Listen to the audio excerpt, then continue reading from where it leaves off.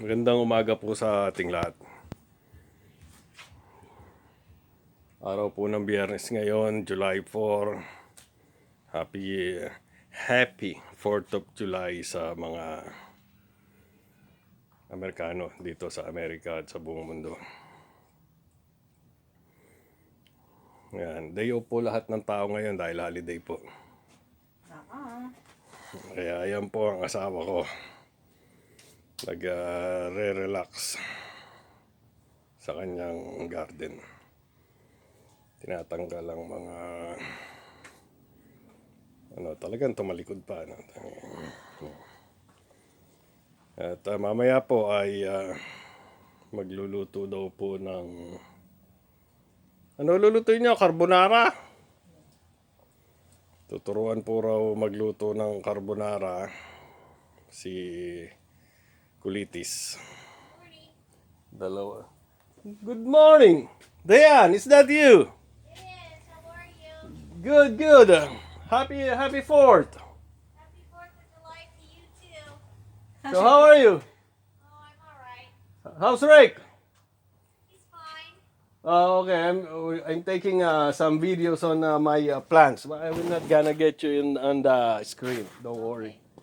Alright. What happened to your arm? Oh, I fell and broke my shoulder. Oh my God! When? About 7 weeks ago. Oh, shoot. Oh, that's why I don't see you for the last. Oh, Yeah, I have not been are you walking. are you okay now? No, I'm not okay. I still have about 4 more weeks to wear this. I have to go to physical therapy in a couple of weeks. Okay. So I was outside and my phone was ringing inside. So I went running inside to get my phone. And I tripped and fell and landed on the tile in the house. Wow. And broke my And you shoulder. landed on the left. Uh-huh. You were alone at that time, or No, Rick? Rick was home. Okay. So I had to go into emergency. And I have this other one that I wear. It's this big band that I have to wear that goes around my body and holds my arm close to my body and holds my wrist. And I was wearing that for a long time. And they say that whenever I'm home that I can wear the sling, but like whenever I go to work and I'm out in public, I really need to wear the other one. Oh, the one that goes around. Yeah, because it keeps my arm closer to my body so that I don't move this. But in a couple weeks, actually another week now, whenever I start my physical therapy, then I'll probably be able to just wear this. That's why I don't hear your voice like where's Diane? No, that's why I didn't Yeah. see her for the last couple of weeks, me and my daughter was. How come we don't see Diane anymore? But they don't do surgery on the shoulder, right? Well, they do, but mine wasn't bad enough to do surgery. So they said you're lucky that you didn't break it Yeah. bad enough to have surgery. So That's what I was about to ask, but you already answered.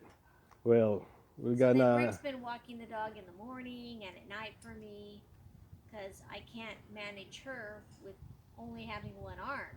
I can drive. I still go to work with one arm. I drive. Oh yeah, good thing it's automatic, not standard.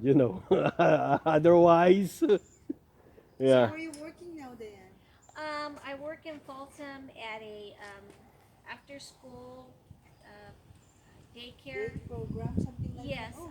So the kids that I have are kindergarten up to 5th grade. Okay.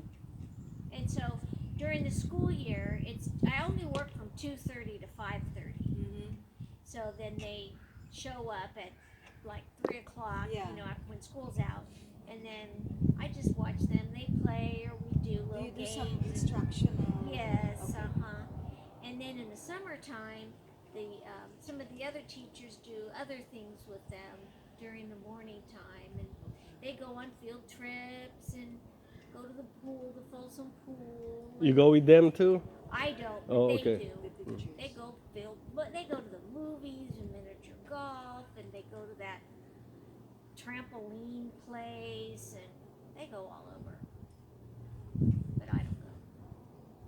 That's So good. I get there at 2:30. So Oh yeah, that's good. Well, we're gonna include you in our prayers, thank you. and be safe. I gotta get well. Rick's gonna have hip surgery When? July 31st. Oh wow. Well, if you need a hand, an extra hand, help, don't hesitate to call me. I'm always here. Okay. All right? He'll be yelling at you. I know. Sonny, I know. need you. Just let them, let him, do that. Let him holler for you. I enjoy that. Okay, I'll tell him. You can. Sonny says that you can holler for him. It's nice to hear your neighbor calling out your name Yes. in a nice way. And all the other neighbors hear it too. Mm-hmm. They're No. like, oh, there's Rick and Sonny again. Yeah.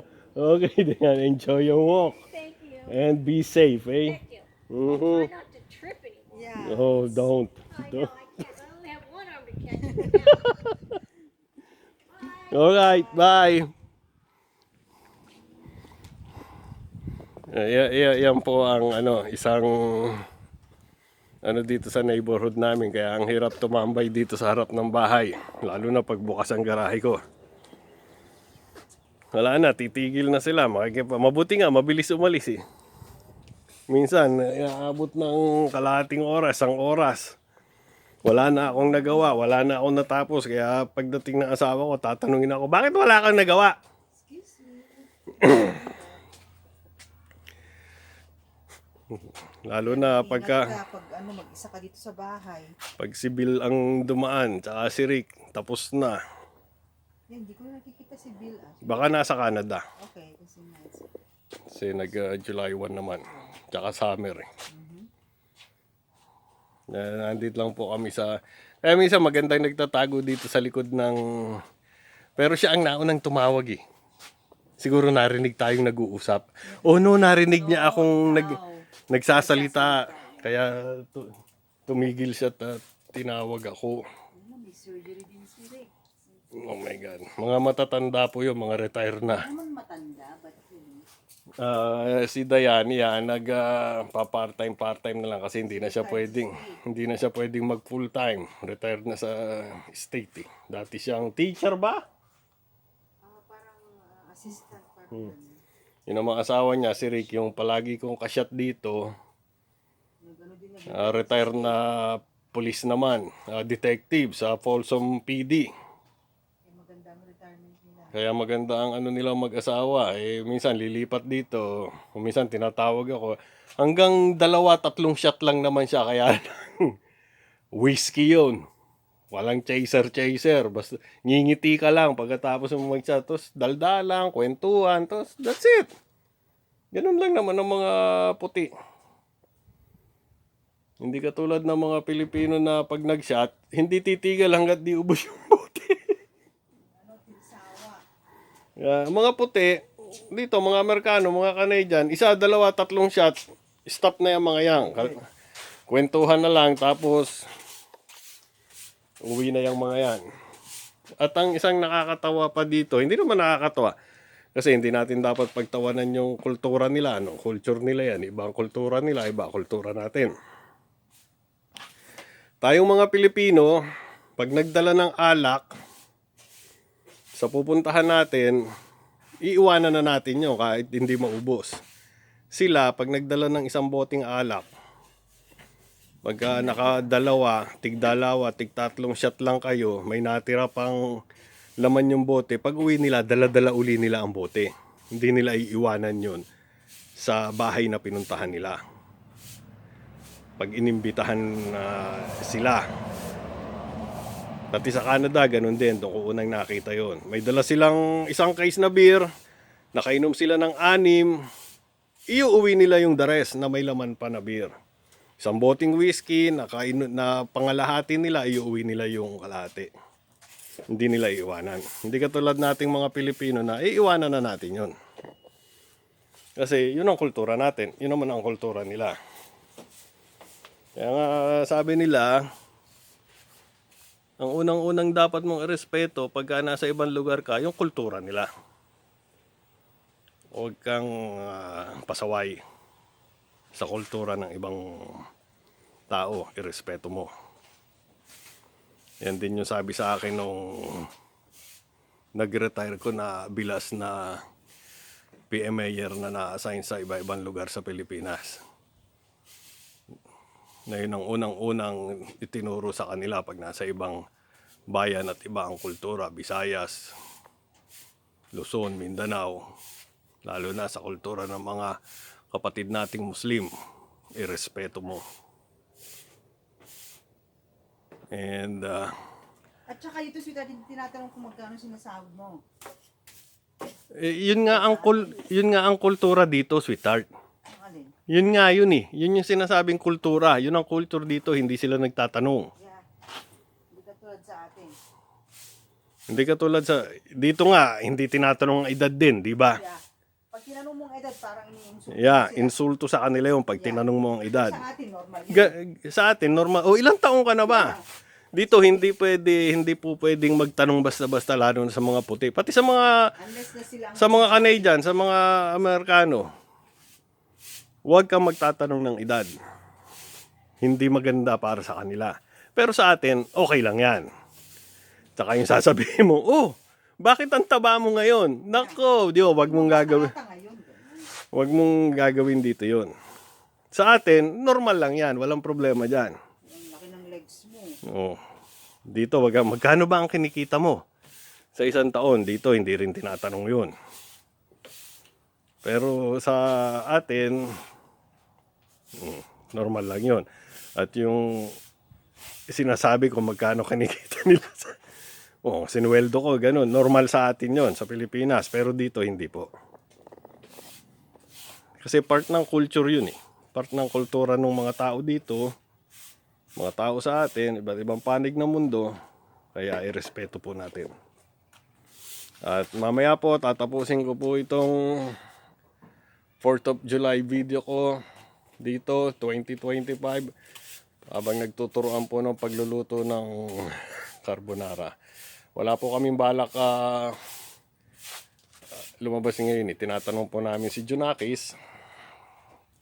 Habang nagkukwento ako, ayan, mag-enjoy kayo sa mga halaman ko. Ang gaganda! Eh, ayaw naman pong lumabas nung anak namin. Kaya sabi ko, dito na lang tayo sa bahay kung ayaw lumabas. Manonood sana kami ng parade. Eh, it's too late na. 9 a.m. pa lang ang parade. 11 na. Kaya, makatipid pa. Wala pang gastos. Tapos magdala na lang sa mga in-laws, sa mga hipag ng carbonarang lulutuin para sa mga bata. At habang uusap-usap po tayo, ayan po ang aming munting bahay kubo. Ang halaman doon Sari-sari. ay sari-sari. Pwesto namin ng anak ko pagka kaming dalawa ay naglolokohan. At pagka naman po nagkakape-kape sa hapon, yan naman po ang pwesto. Hindi po pwede sa umaga kasi mainit po. Sa hapon, malilim na po dyan. Kaya dito naman po, sa umaga.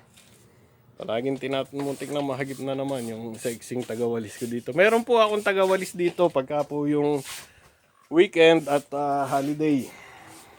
Umaarkila po ako ng tagalinis nitong harap ng bahay namin. Ayan po siya. Hindi ko na po ilalapit at mahal po ang bayad ko dyan sa per hour. Nurse ako. Nurse ang tagalinis mo. Per hour ang bayad eh. Kaya medyo mahal ang singil. Ayan po yung pinaka-latest kong ginawa. Shout out kay Certified From D. Sana mapanood mo to. May natututunan kami sa iyo. Pagtatanim ng halaman. Comment down below kung ano yung suggestion mo, kamo. Kasi, Hindi po kami nag-promote. Nagpapasalamat lang po kami sa mga natututunan po namin sa mga ibang vlogger. Lalo na sa Pilipinas, mga kapwa Pilipino natin. Pagtatanim ng halaman. The red, white, and the blue. Tahimik na tahimik po dito sa lugar namin. Ito po. Ito po ang itsura ng holiday dito. Ayan po ang east, north, yan naman po ang west. Yan naman po ang parting San Francisco. Diyan naman po ang south. Papuntang Mexico. Nakita nyo naman. Ayun, mayroon dalawang matanda po doon na dadaldalan. Wala pong dumadaan na tricycle. Nag-aabang akong tricycle at magpapahatid sana ako doon sa bahay ng isang hipag ko at mangungumusta. Wala pong tricycle. Kaya dito na lang kami sa bahay. Yun naman po ang isang hirap ng buhay dito. Hindi naman po yung buhay, yung nakasanayan natin. Lumabas ka lang ng bahay, may dumaan, daldalan na kayo hanggang sa dumami na, nauwi na sa inuman. May gusto kang puntahan, mag-abang ka lang ng tricycle, wala pang 1-2 minuto, may dadaan na. Hindi, may mapupuntahan ka na. Nagpahinga na po yung naarkila kong taga linis ng aking harapan ng bahay. Napagod na. Okay, mamaya po uli. Magkita-kita po uli tayo. Habang magluluto po kami ng 4th of July carbonara namin.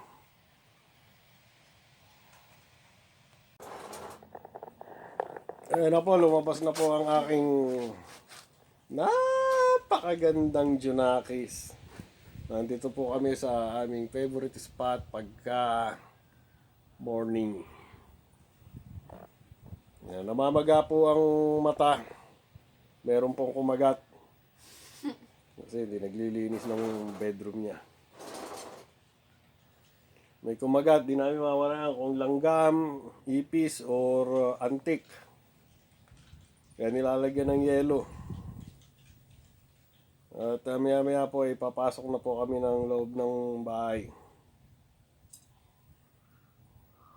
At magsisimula na po ng tinuturuan na po namin magluto-luto kasi itlog pa lang po ang alam lutuin. Nakakapagsaing na po siya. Nakakapagprito ng itlog, nakakapaglaga ng itlog. Nakakapagluto na ng rice, pero sa rice cooker. Hindi ko pa natuturuan paano magluto ng, alam niya, natutunan natin kung paano lutuin ang kanin nung hindi sa rice cooker. Kasi, kumbaga, nung lumalaki tayo, ang rice cooker, high-tech yan. Talagang, sa kahoy pa kami nagsasaing noon magpaparingas pa kami ng kahoy bago kami makapagluto ng rice, ng kanin.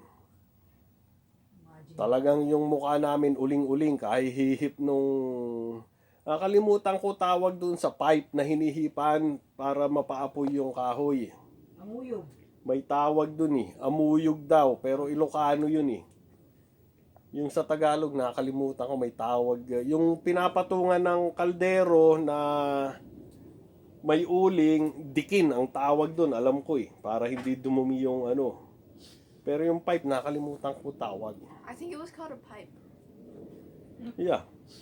Pipe ang tawag talaga doon, pero may tawag doon sa Tagalog. Yeah. Pipe? Probably. Ay, at mamaya po ay magluluto na kami at panibagong ilalagay ko na po sa ibang ano yun. Magpapaalam na po kami sa inyo at tatawag pa po ako sa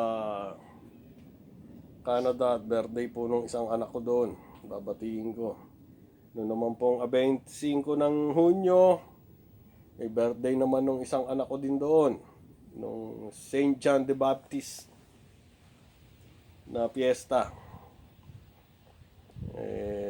Doon, tumawag ako. Yun. Ngayon mamaya tatawag ako kasi isa July 4 naman ipinanganak. Yun namang isa nang ipanganak September nakakalimutan ko 21 nung ideklara ni Marcos ang martial law. Kaya lang yung tatlong anak ko doon puro ang birthday. July 4, St. John the Baptist, tsaka martial law. Yun naman pong isang anak ko, nando doon sa Chicago. 7-Eleven. 7-Eleven naman. July 11. Kaya sabi nung anak ko dito, marami pala siyang kapatid. It's almost Tita Bet's birthday. She Yeah. has the same birthday as Ate Rhea. Yes. Okay, maraming salamat po sa pagsubaybay nyo sa amin.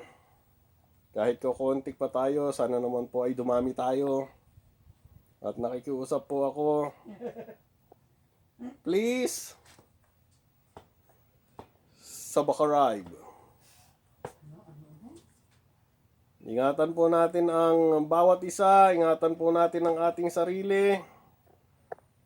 Tulad nung kanina dumaan si kapitbahay namin, si Dayan, nahulog pala, na kinukuha daw yung cellphone niya, nahulog, bumagsak, naunang tumama sa floor yung shoulder, ayun, fracture. Lalo na ngayon, nagkakaedad tayo, mag-ingat po tayong mabuti. At happy 4th po sa lahat ng mga Amerikano. At mabuhay.